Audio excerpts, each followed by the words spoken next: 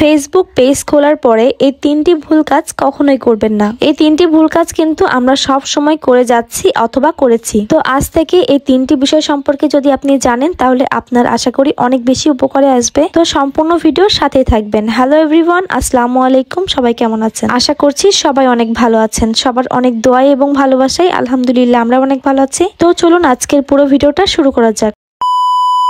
আমরা অনেকেই শখের বশেই পেজ খুলি এবং পেজ থেকে আর্নিং করার চেষ্টা করি। তবে এই সেক্টরে কাজ করার জন্য অবশ্যই আমাদের কিছু নিয়ম নীতি মেনে চলতে হবে। এই কয়টি নিয়ম মেনে চললে আপনার ভিডিও অবশ্যই ভাইরাল হবে। আজকের ভিডিওটা সেসব আপুদের জন্য যারা একদমই নতুন পেজ খুলেছেন। নতুন পেজ খোলার পরে আমরা অনেকে অনেকভাবে হতাশ হয়ে পড়ি, অনেকে অনেক ধরনের উপদেশ পরামর্শ দিয়ে থাকে, তবে আমাদের সেটা কিছুই কাজে লাগে না। কারণ ফেসবুকে কাজ করার কিছু নির্দিষ্ট নিয়ম আছে, সেগুলো সম্পর্কে আমরা একদমই বুঝতে পারি না। তো পেজ খোলার পরে আমরা প্রথম যে ভুলটা করি সেটাই আপনাদের সাথে এখন শেয়ার করব। প্রথম এবং প্রধান ভুল হচ্ছে আমরা পেজ খোলার পরে ফলোয়ার নিয়ে অনেক বেশি চিন্তা করি। 2025 সালে কিন্তু অনেক আপডেট এসেছে ফেসবুকে। আমরা যারা 2022, 23, 24 সালে কাজ করেছি তারা কিন্তু জানি আগে একটা ক্রাইটেরিয়া ছিল 5000 ফলোয়ার এবং 60,000 ওয়াচ টাইম পেলেই কিন্তু আমরা একটা সেটআপ পেতাম। তবে 2025 সালে কিন্তু সেরকম কোনো সিস্টেম নেই। এখন কোনো ধরনের ওয়াচ টাইম লাগছে না, কোনো নির্দিষ্ট ফলোয়ার্স লাগছে না। এটা কিন্তু একটা বড় সুবিধা আমাদের নতুনদের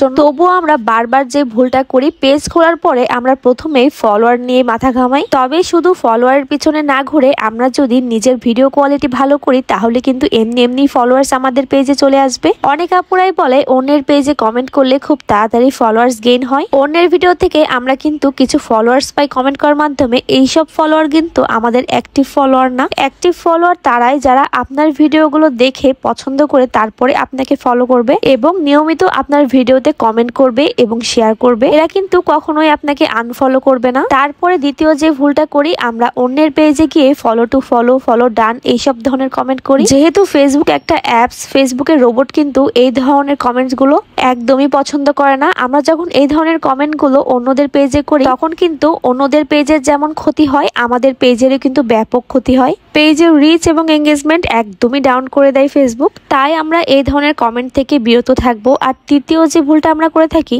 সেটা হচ্ছে নিজের ভিডিও কোয়ালিটির উপর খুব একটা ফোকাস করি না। কি নিয়ে ভিডিও করছি সেটাও ফোকাস করি না। এটা কিন্তু অবশ্যই মাথায় রাখতে হবে।